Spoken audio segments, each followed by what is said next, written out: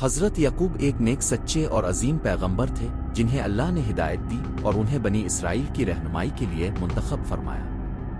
ان کے 12 بیٹے تھے لیکن سب سے زیادہ محبت انہیں حضرت یوسف سے تھی۔ یوسف ایک نہایت خوبصورت معصوم اور دانا بچہ تھا۔ ان کی شخصیت میں ایسی کشش تھی کہ جو بھی انہیں دیکھتا مبہوت ہو جاتا۔ ان کی والدہ بچپن میں وفات پا چکی تھی، اس لیے حضرت یعقوب ان سے دلی وابستگی رکھتے تھے۔ ان کے دل میں یوسف کی محبت ایک فطری جھکاؤ کے طور پر موجود تھی، لیکن یہی جھکاؤ ان کے دوسرے بیٹوں کو کھٹکتا تھا۔ ایک دن حضرت یوسف نے ایک خواب دیکھا جس نے ان کی زندگی کا رخ بدل دیا۔ انہوں نے اپنے والد سے کہا کہ انہوں نے خواب میں سورج، چاند اور 11 ستاروں کو اپنے سامنے سجدہ کرتے دیکھا ہے۔ حضرت یعقوب چونک گئے۔ وہ سمجھ گئے کہ یہ کوئی معمولی خواب نہیں ہے بلکہ ایک پیغام ہے کہ یوسف کا مقام بہت بلند ہونے والا ہے۔ انہوں نے یوسف کو نصیحت کی کہ وہ یہ خواب اپنے بھائیوں کو نہ بتائیں کیونکہ ان کے دلوں میں پہلے ہی حسد کی آگ بھڑک رہی ہے۔ یوسف کے بھائی اکثر محسوس کرتے تھے کہ ان کے والد یوسف سے زیادہ محبت کرتے ہیں۔ یہ احساس ان کے دلوں میں کینہ اور حسد کی شکل اختیار کرتا گیا۔ ایک دن انہوں نے فیصلہ کیا کہ یوسف کو راستے سے ہٹا دیا جائے تاکہ باپ کی محبت صرف انہیں ملے۔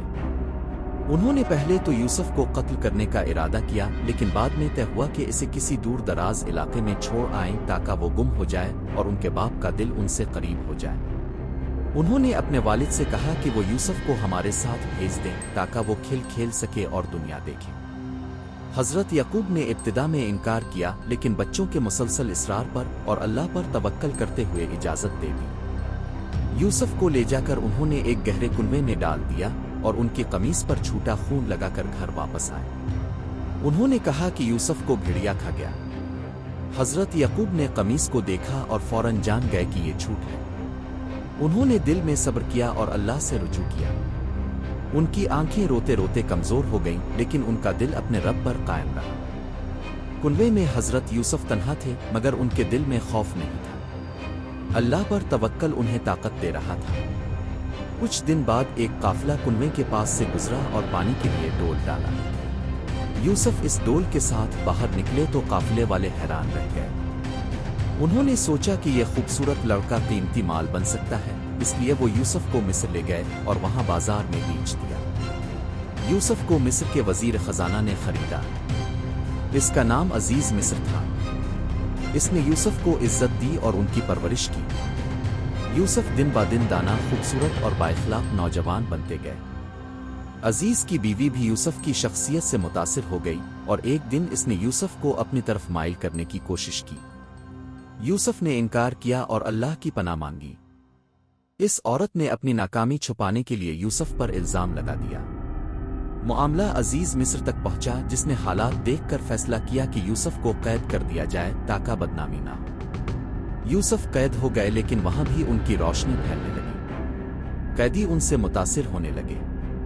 وہ ان کے خوابوں کی تعبیر بتاتے اور اللہ کی طرف رہنمائی کرتے۔ ایک دن 2 قیدیوں نے خواب دیکھے۔ یوسف نے ان کے خوابوں کی درست تعبیر کی اور ان میں سے ایک رہا ہو کر بادشاہ کے دربار میں پہنچا۔ کچھ وقت بعد بادشاہ نے ایک عجیب خواب دیکھا۔ 7 دبلی گائیں 7 موٹی گائیں کھا گئیں اور 7 خشک خوشے 7 ہرے بھرے خوشوں کو نگل گئے۔ بادشاہ نے اپنے درباریوں سے تعبیر پوچھی، مگر کوئی مطمئن جواب نہ دے سکا۔ یوسف کے سابق قیدی ساتھی نے بادشاہ کو یاد دلایا کہ قید میں ایک شخص خوابوں کی بہترین تعبیر کرتا تھا۔ بادشاہ نے یوسف کو بلوایا۔ یوسف نے خواب کی تعبیر دی کہ مصر میں 7 سال تک خوب فصل ہوگی، پھر 7 سال قحط ہوگا۔ یوسف نے یہ بھی بتایا کہ قحط سے بچنے کے لیے گندم کو ان سالوں میں ذخیرہ کرنا چاہیے۔ بادشاہ یوسف کی حکمت اور علم سے متاثر ہوا اور انہیں مصر کا خزانہ اور کھانے پینے کا نظام سنبھالنے کی ذمہ داری دے دی۔ یوسف نے ایمانداری، عدل اور دانائی سے یہ کام انجام دیا۔ جب قحط آیا تو یوسف کی حکمت سے پورا مصر بچ گیا۔ قحط کے دنوں میں حضرت یعقوب کے بیٹے بھی اناج لینے مصر آئے۔ یوسف نے انہیں پہچان لیا، لیکن انہوں نے یوسف کو نہ پہچانا۔ یوسف نے ان کے ساتھ نرمی اور دانش سے معاملہ کیا۔ انہوں نے ان سے کہا کہ اگر دوبارہ آؤ تو اپنے چھوٹے بھائی کو بھی ساتھ لانا۔ بھائی واپس گئے اور حضرت یعقوب سے اجازت لی۔ وہ چھوٹے بھائی کو ساتھ لائے تو یوسف نے اسے روکنے کے لیے ایک تدبیر کی۔ یوسف نے اپنی شناخت ظاہر نہیں کی مگر بھائیوں کے دل نرم ہو چکے تھے۔ جب یوسف نے آخرکار اپنے آپ کو ظاہر کیا تو سب بھائی حیران اور نادم ہوئے۔ وہ اپنے گناہ پر شرمندہ تھے۔ یوسف نے انہیں معاف کر دیا اور فرمایا کہ اللہ نے ان پر رحم کیا اور اب وہ سب ایک ساتھ ہوں گے۔ یوسف نے اپنے والد کو مصر بلایا۔ حضرت یعقوب نے جب یوسف کو دیکھا تو ان کی بینائی ٹوٹ آئی۔ وہ اپنے بیٹے کی کامیابی پر اللہ کا شکر ادا کرتے رہے۔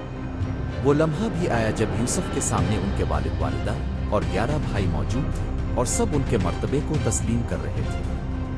اس طرح وہ خواب پورا ہوا جو یوسف نے بچپن میں دیکھا تھا۔